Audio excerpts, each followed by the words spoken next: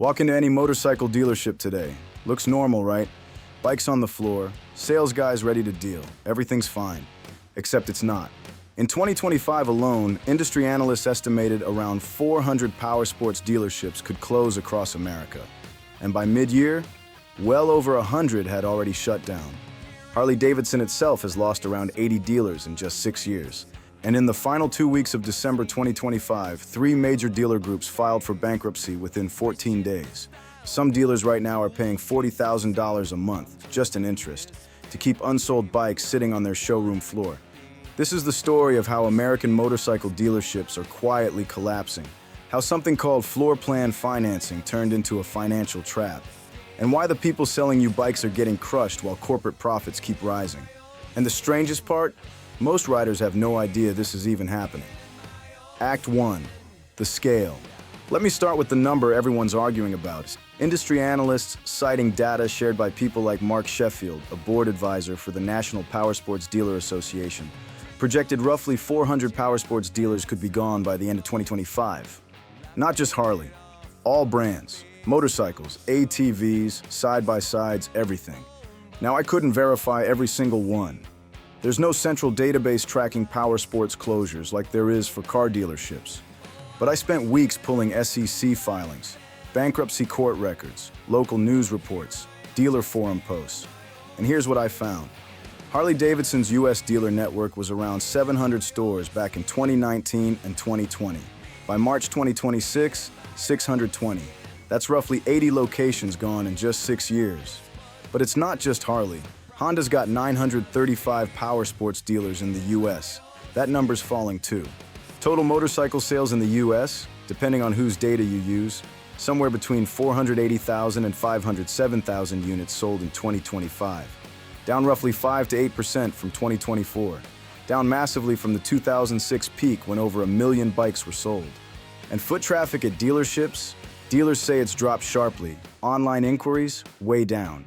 So when industry analysts say 400 closures, I believe them, because I documented 18 specific closures by name, and every single one tells the same story. Act 2. The human toll. Dudley Perkins. Let me tell you about the first one that broke my brain. San Francisco Harley-Davidson, originally called Dudley Perkins Company. Founded in 1914, 110 years old, the longest-running family-owned Harley dealership in the world. 110 years, think about that. They survived the Great Depression, 2 world wars, the 1970s when Harley nearly went bankrupt.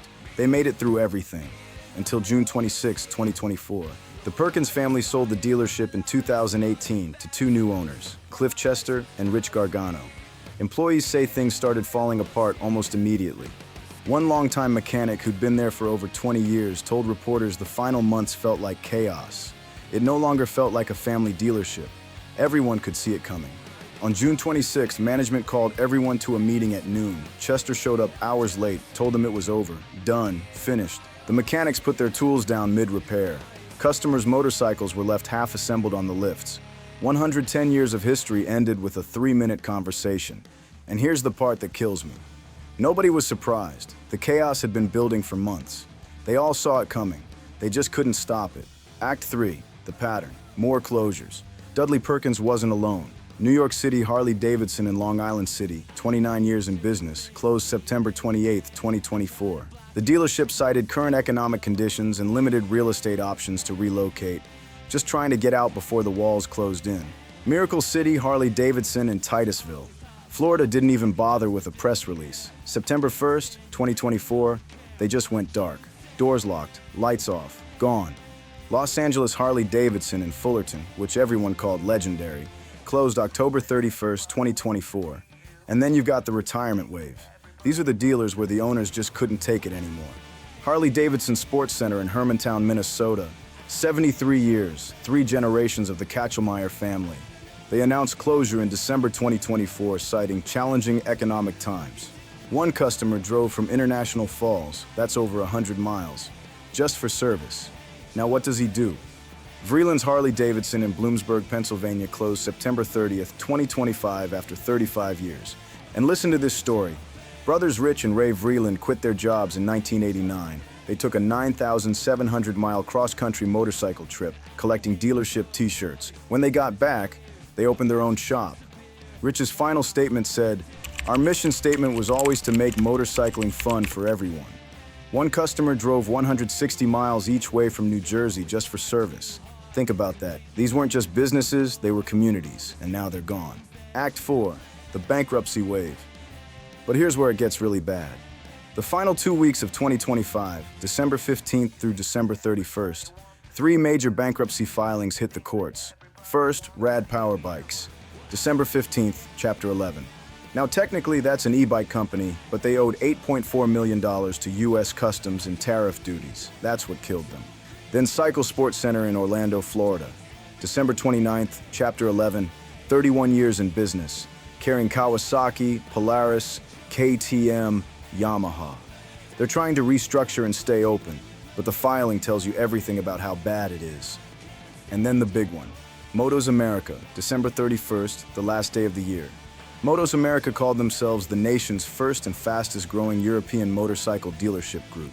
They had dealerships across California, Florida, Oregon, Utah, Tennessee, carrying BMW, Triumph, Ducati, Royal Enfield, Vespa. Their bankruptcy filing listed $500,000 to $1 million in assets against $10 million to $50 million in liabilities. How does that happen? Here's how. They lost a $3 million deposit to something they called a fraud scheme. That killed a planned $15 million credit facility. A separate $12 million financing round also collapsed. And the SEC revoked their securities registration in November 2024 for failure to file reports. CEO Vance Harrison says they're continuing operations while restructuring. Maybe they will. But when your liabilities are 10 times your assets, the math isn't good. And it's not just US dealers. KTM's parent company in Austria declared insolvency in November 2024 with about $2.9 billion in debt and hundreds of thousands of unsold motorcycles sitting in warehouses. And it got so bad that in January 2026, KTM's parent company was fully taken over by the Indian manufacturing giant Bajaj to avoid total collapse. An iconic European brand, swallowed whole just to survive. 3 bankruptcy filings, 2 weeks. That's not a coincidence. That's a pattern. Act 5, the financial trap. So what's actually killing these dealers? 3 words, floor plan financing. Here's how it works. Dealers don't pay cash for the motorcycles on their showroom floor. They get them on credit from companies like Harley-Davidson Financial Services, Synchrony, Sheffield Financial, North Point Commercial Finance. The bikes are the collateral. Dealers usually get 60 to 90 days interest-free. After that, interest starts. During the pandemic, when the Federal Reserve rate was near zero, floor plan financing was basically free. But when the Fed raised rates to 5.25%, everything changed. With benchmark interest rates above 5% and lender spreads on top, dealers are effectively paying high single-digit to low double-digit interest rates on every unsold bike, every month. George Gatto chairs the National Powersports Dealer Association's Harley-Davidson Council. He's a dealer himself, and he told reporters some dealers are paying $25,000 to $40,000 per month just in floor plan interest on unsold inventory. Let me repeat that.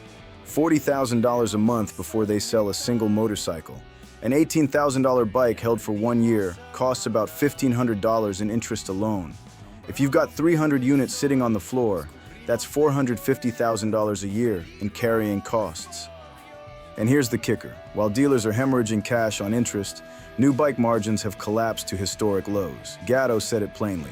Margins on new bikes are the worst we've ever seen. They're not making any money.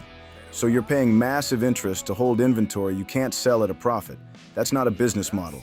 That's a death trap. Act 6, the overhead crisis. But the floor plan nightmare is only half the problem. Remember those beautiful Harley dealerships you've seen? The ones that look like museums? Yeah, those were mandated by corporate. Mark Sheffield, the same guy whose data helped forecast those 400 closures, he said, over the last decade, many dealers constructed what we call Taj Mahals. Those big facilities cost a lot of money to heat, cool, and clean. Gatto was quoted $7 million for a corporate-mandated remodel. He negotiated it down to $400,000, but a lot of dealers couldn't. They built the palaces during the boom years when bikes were flying off the floor. Now they're stuck with massive facility costs, crushing interest payments, collapsed margins, and sales volumes way down. For many dealerships, fixed expenses like rent, utilities, insurance, and basic admin easily run into the tens of thousands of dollars every month before you pay a single employee. And the inventory problem?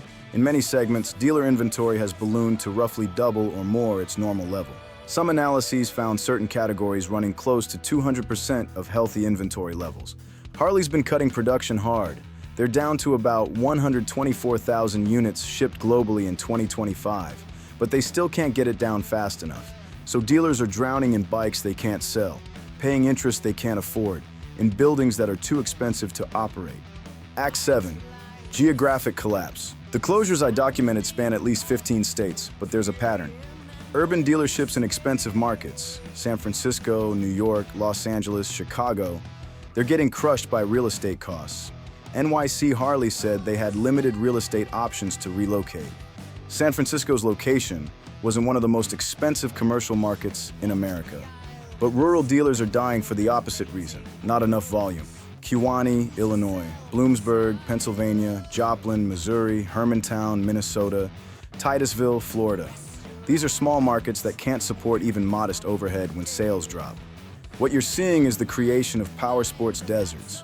Rural America is losing access. The nearest dealer might now be 2 hours away, 3 hours. Some of these closures mean the next closest shop is over 100 miles further. The result? Consolidation into fewer, larger metropolitan operations. The family shops are disappearing. The chains are taking over. Act 8, Q1 2026 updates. And it's still happening right now. March 26, 2026. Harley-Davidson confirmed global layoffs. New CEO Artie Starrs is pursuing a $150 million cost reduction. He said, "Our corporate overhead and manufacturing capacity are built for higher volumes than today's demand. We will be addressing this mismatch head-on." Polaris spun off Indian Motorcycle in February to a private equity firm called Carolwood. Indian was one of the few brands actually growing, up around 5% in 2025. And tariffs just made everything worse. By 2025, stacked tariffs and reciprocal duties meant many imported motorcycles were facing 25% to over 50% in total import taxes. Even Harley, made in America, right, is projecting $75 to $105 million in tariff costs for 2026 because of imported components. More closures are coming. That's not speculation, that's math. Act 9, The Reckoning. George Gatto. Remember, he's a dealer himself, chairman of the Harley Dealer Council. He said something that shocked me. "I hate to admit this, but there are too many dealers for the number of new vehicles being sold today." A dealer admitting there are too many dealers, and he's right. Harley-Davidson sold 340,000 motorcycles at their 2006 peak. In 2025, 132,000. The math doesn't work. The total US market moved around 500,000 bikes in 2025. You can't support the same number of dealers on that kind of volume. Now, to be fair, not every dealer is struggling. Some are still profitable, but they're the exception now, not the rule. And even the profitable ones are looking over their shoulder, wondering when their turn comes. So here's what's coming: more closures, more bankruptcies, more consolidation. The survivors will be the ones with strong service departments, diversified revenue, controlled costs, and enough cash reserves to outlast this. The ones that don't make it, they'll look like Dudley Perkins. 110 years of history ending in a 3-minute meeting. Look, I know this is dark, but this is what's actually happening in the motorcycle industry right now. Analysts estimate around 400 Powersports dealers either closed or will close in 2025. 3 bankruptcy filings in 2 weeks. Harley lost 80 dealers in 6 years. Floor plan costs hitting $40,000 a month. Margins at historic lows. This isn't fear-mongering. This is just data. And if you're a rider, this matters.